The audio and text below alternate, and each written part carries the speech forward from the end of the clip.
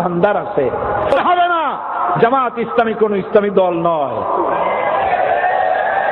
যিনি বলেন তিনিও কিয়ামতে উঠবেন, আমরা উঠব। আমি 50 বছর কোরআনে কারীমের খেদমত করি, আর 1973 সনে জামাতের রুকন হয়েছি।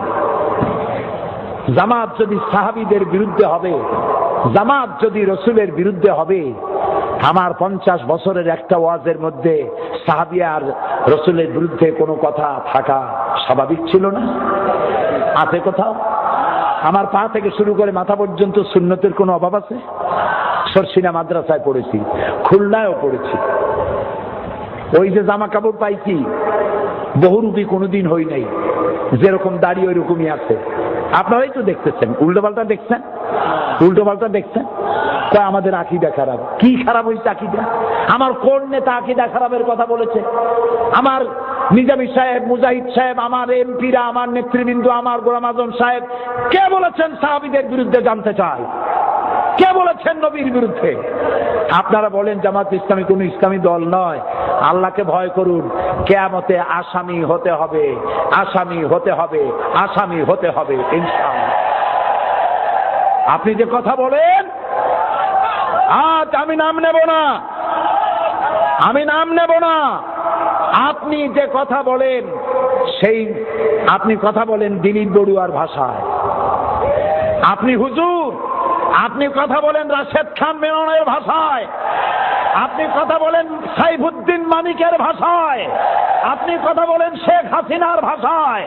তাই জাতি মনে করে হয় আপনি ভারতের দালাল, আর না হয় আওয়ামী লীগের বেটি। আপনি কিচ্ছু করতে পারবেন না।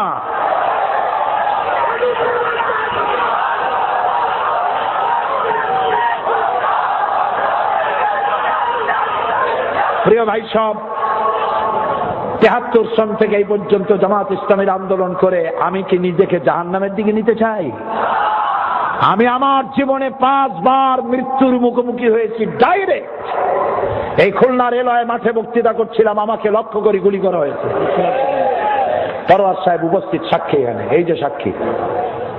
পাবনা পুষ্পপাড়া আলিয়া মাদ্রাসায় 1973 সনে আমি বক্তৃতা করাকালীন সময় গুলি করা হয়েছে। আমার পাশে মাদ্রাসার প্রধান মুহাদ্দিস শহীদ হয়ে গিয়েছে। 5 বার আমাকে গুলি করা হয়েছে, মৃত্যুর মুখোমুখি হয়েছি।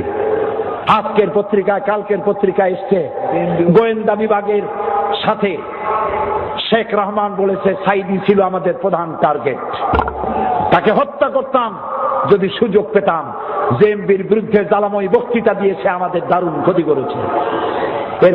এরপরেও আপনারা বলবেন জামাতের কানেকশন আছে ওদের সাথে। এই মিথ্যা কথা বলার জন্য কিয়ামতে আপনাকে দায়ী হতে হবে। সুতরাং ধর্ম ব্যবসা করবেন, ধর্মের নামে ব্যবসা বাংলাদেশে চলবে না। মানুষকে ফাঁকি দিতে পারবেন না। আমার দোকানে খাঁটি ঘি পাওয়া যায়, কোথাও পাওয়া যায় না, খালি মধুদি মধুদি। জামাত ইসলাম, জামাত ইসলাম, শিবি শিবি। মরণ যন্ত্রণা উঠছে। কি যন্ত্রণা? মরণ যন্ত্রণা। মুতু বেগাইজিকুম বলেন, মুতু বেগাইজিকুম বলেন, মুতু বেগাইজিকুম। আল্লাহ শিখাইছে কোরআন শরীফে, আল্লাহ বলেছেন। সুতরাং কিচ্ছু করতে পারবে না ইনশাআল্লাহ।